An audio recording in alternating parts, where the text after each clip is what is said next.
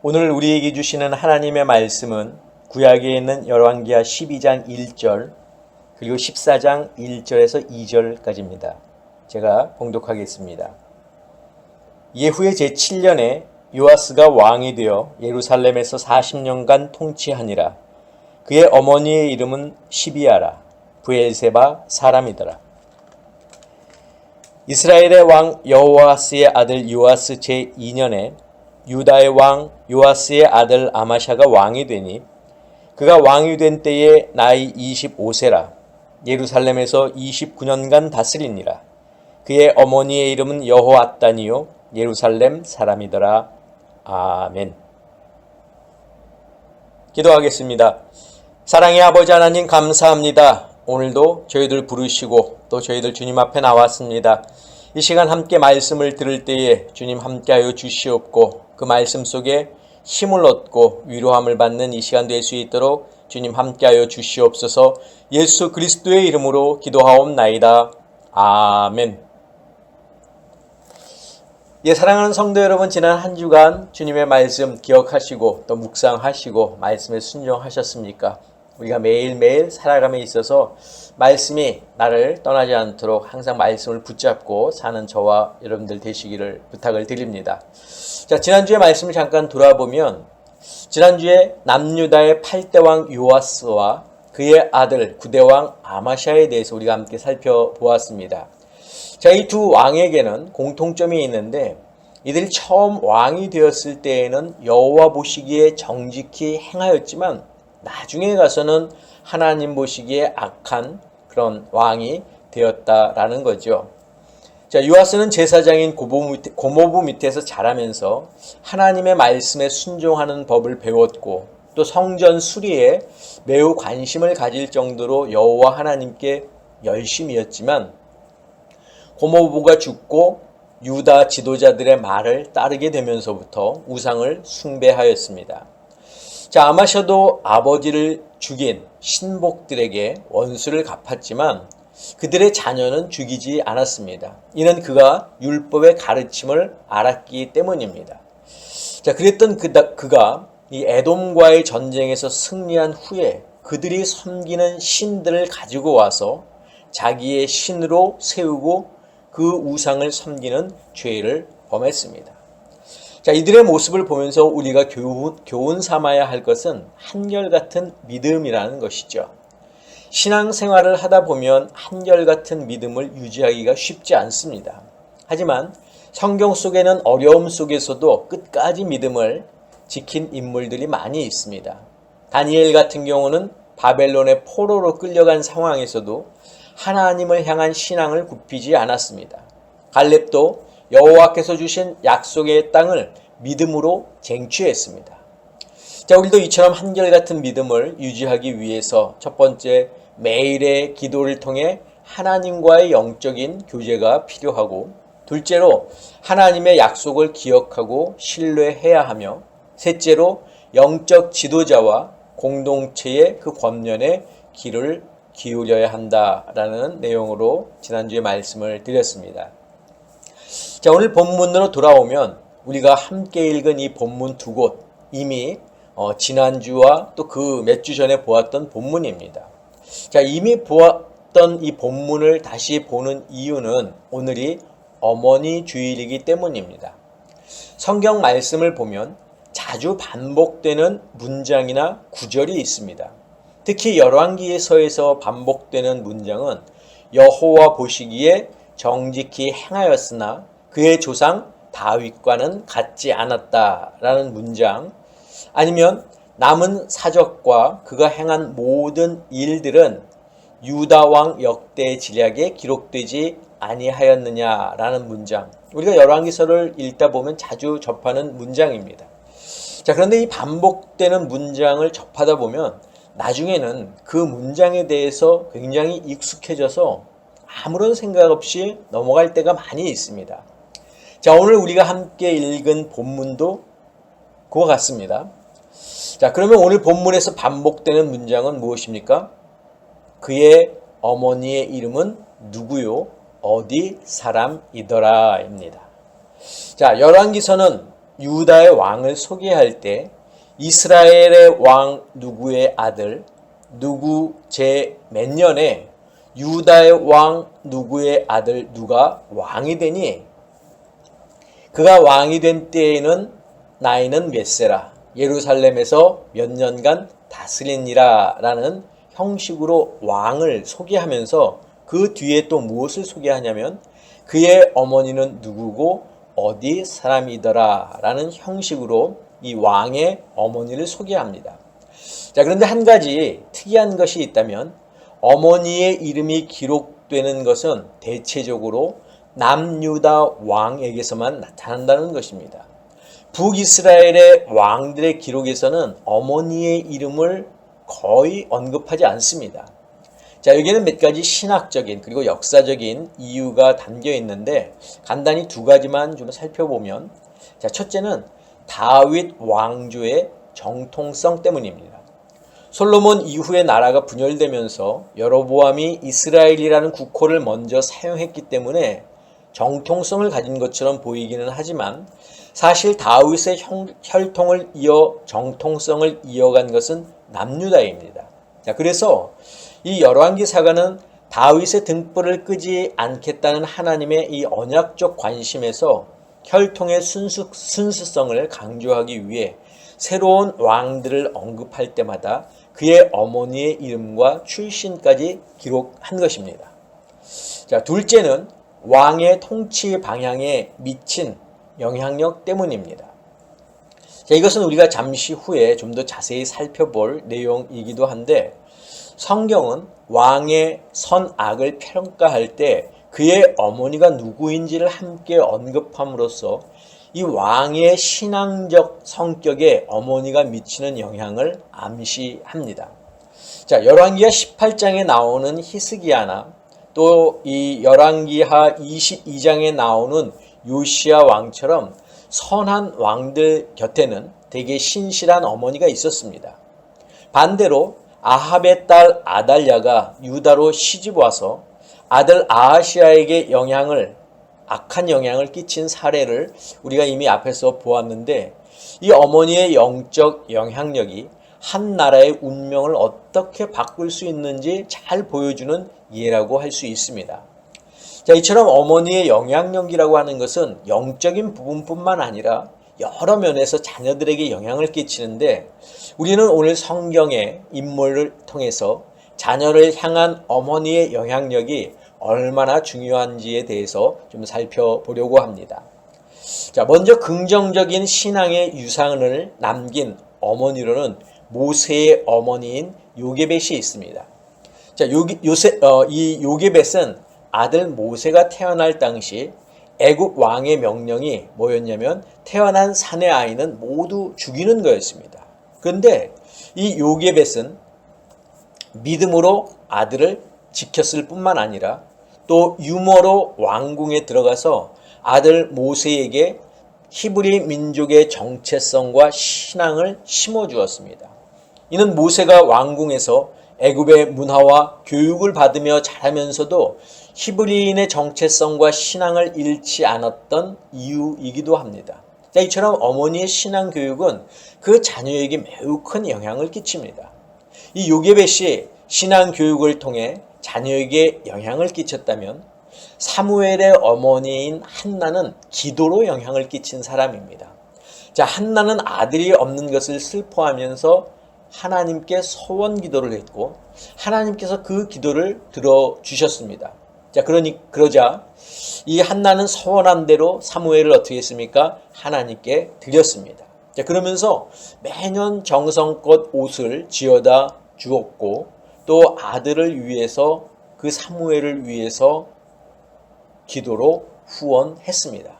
그 후 사무엘이 이스라엘의 영적 암흑기를 끝낸 마지막 사사가 되기도 했죠. 자, 신약 성경에서도 중요한 어머니가 있습니다. 바로 디모데의 어머니 유니게와 외할머니 로이스입니다. 자, 이 디모데는 바울의 영적 아들로서 외할머니 로이스와 어머니 유니게로부터 거짓 없는 믿음을 물려받았습니다. 자, 이들은 디모데에게 어려서부터 성경을 가르쳐 복음의 일꾼으로 준비시켰는데 우리 디모데 후서 1장 5절 같이 보겠습니다. 이는 내 속에 거짓이 없는 믿음이 있음을 생각함이라. 이 믿음은 먼저 내 외조모 로이스와 내 어머니 유니게 속에 있더니 내 속에도 있는 줄을 확신하노라. 바로 디모데가 외할머니와 어머니의 그런 믿음의 신앙을 물려받은 거죠. 자, 이들과 달리 자녀에게 부정적인 영향을 끼친 어머니도 있습니다. 자, 구약에서 대표적인 인물이 누구였습니까? 아달랴의 어머니 이세벨입니다. 자, 이세벨은 북이스라엘의 왕비로 있으면서 바알 숭배를 주도했고 또 딸 아달랴를 남유다로 시집 보냈는데 이 아달랴 또한 어머니의 그 악행을 그대로 답습했습니다. 그래서 남유다의 왕족의 그 혈통을 끊으려 하지 않았습니까? 자, 신약 성경에서는 헤로디아가 딸 살로메에게 부정적인 영향을 끼쳤습니다. 이 헤로디아는 자신의 부정한 결혼을 지적한 세례 요한을 증오했고 그래서 결국 자기 딸에게 자기 딸 살로메에게 요한의 머리를 요구하도록 시켜서 결국 딸을 살인 공모자로 만들지 않습니까? 이뿐 아니라 이 어머니의 편애로 인해서 갈등을 야기시킨 사례도 있습니다. 바로 쌍둥이 형제인 에서와 야곱의 어머니 리브가입니다. 자, 리브가는 야곱을 편애함으로써 남편 이삭을 속여서 에서가 받을 복을 야곱이 대신 받게 했고 이로 인해서 두 형제는 오랫동안 원수같이 지내게 되었습니다.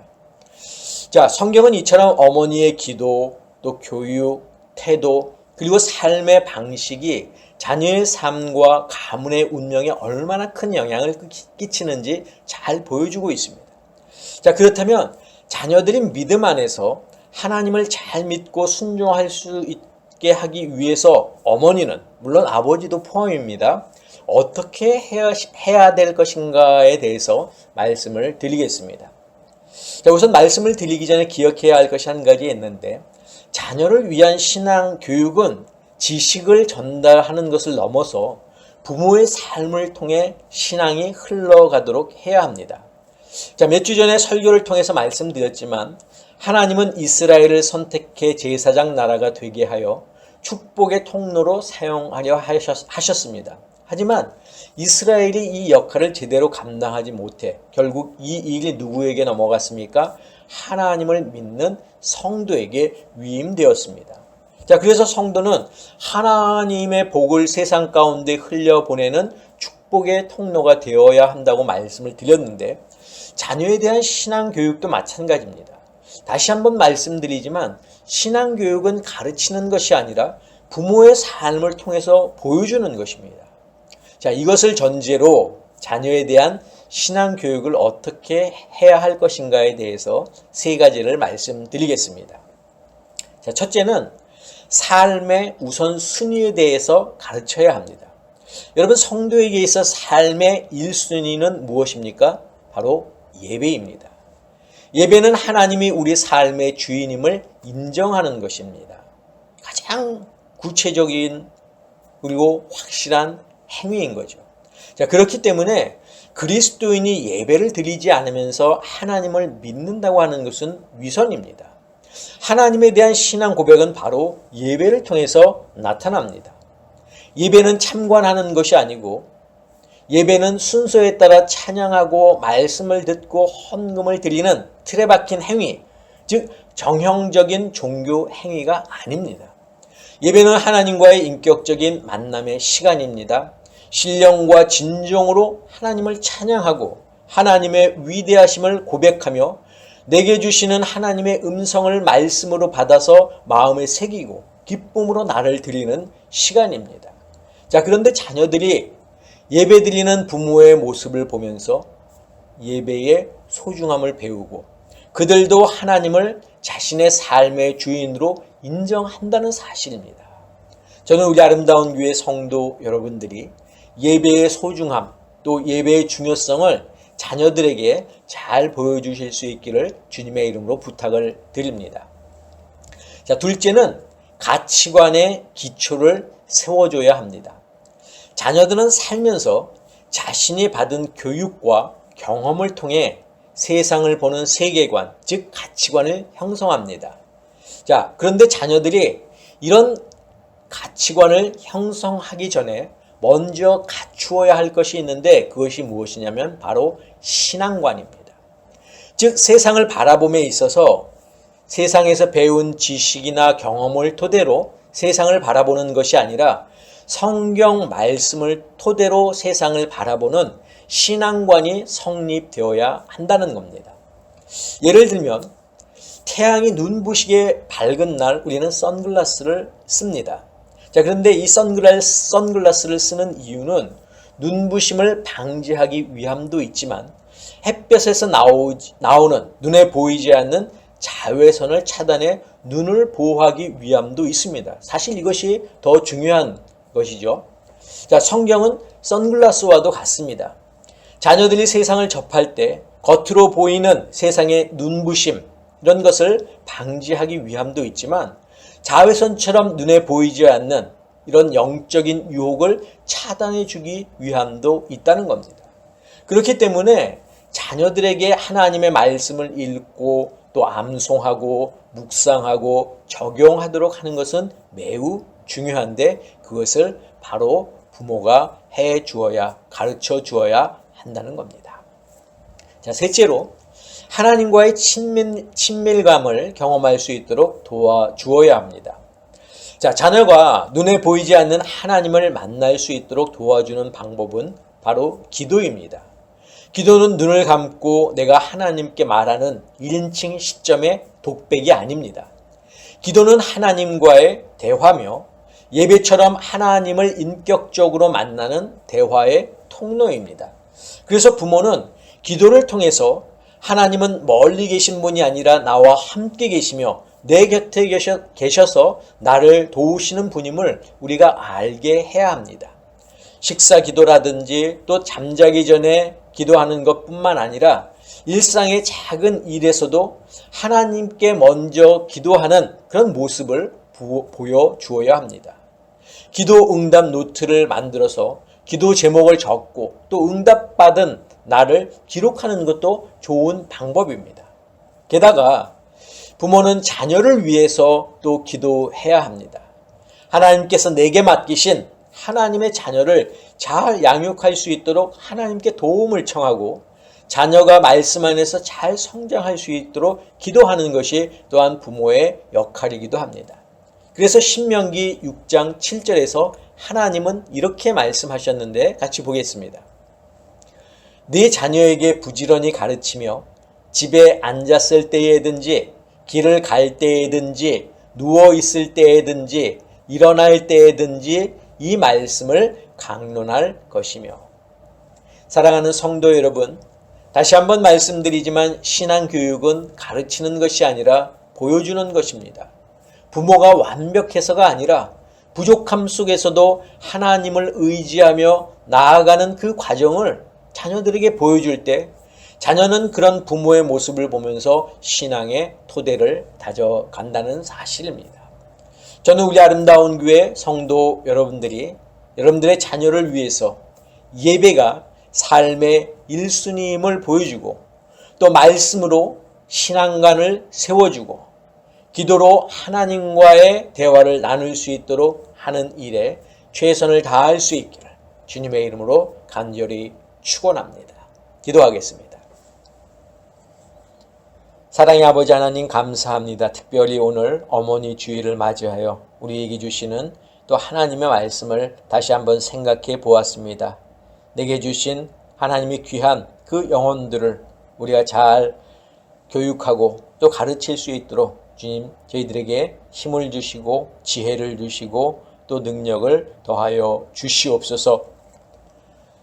이제는 우리 주 예수 그리스도의 은혜와 하나님의 그 크신 사랑하심과 성령님의 역사하심이 오늘 말씀을 듣고 그 주신 말씀을 마음에 새기며 그 말씀에 따라 자녀들을 잘 양육할 수 있는 사랑하는 당신의 성도들 머리 위에 저희들의 가정 위에 건강 위에 자녀들 위에 직장과 사업과 일터 위에 지금부터 영원까지 함께 하옵시기를 간절히 축원하옵나이다.